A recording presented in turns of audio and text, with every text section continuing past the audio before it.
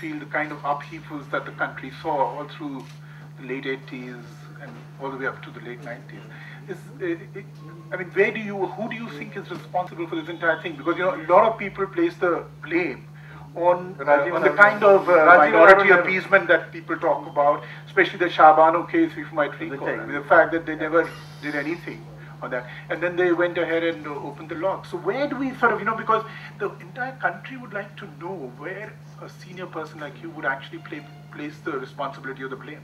Or do you think all sides are to blame? I think there's no doubt secularism had begun to lose its meaning. On the Shah Banu case, the fact that the government took the line that Muslim women have no right to maintenance was shocking.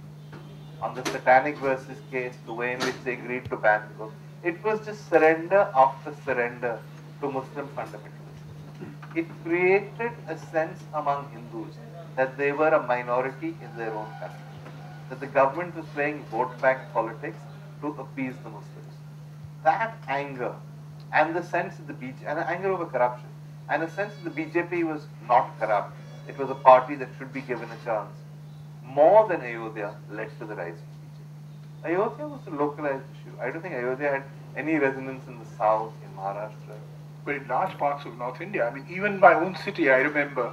No, what I'm saying is the impact of Ayodhya is huge. But the impact was one of the demolition. It's after the demolition of vandalism. It was the demolition rather than the issue. Another sort of social issue in which one would like to get your reactions would be, this whole Mandal community. In your time, more important than Ayodhya in many ways. Yes. There would be no Mulayam, no Lalu without Mandal. No Mayawati. That transformed North Indian politics. But do you think at one level there was something positive also that came out of Mandal, which is that to sort of, ये पूरा Hindu vote को इकट्ठा करके अपने पास रखने की जो कोशिश थी, उसे कहीं पे उन्होंने रोक दिया, बिकॉज लोग कास्ट के लेवल पे जो divisions with in the Hindu society थे, तो ये जो हिंदू वोट को एक कंसोलिडेट करने की कोशिश थी, उसे कहीं पे मंडल ने कहीं रोकने की कोशिश. Look at the chronology. In 1989, the BJP does very well in the election. In 1984, it wins 2 seats. In 1989, it wins under 100. Right. The Janata Dal, or whatever it was called, still does Jan Morcha, plus all the old. Advani decides to support VP Singh, as does the CPM Prime Minister. VP Singh heads a minority government. Advani thinks he can slowly consolidate the vote.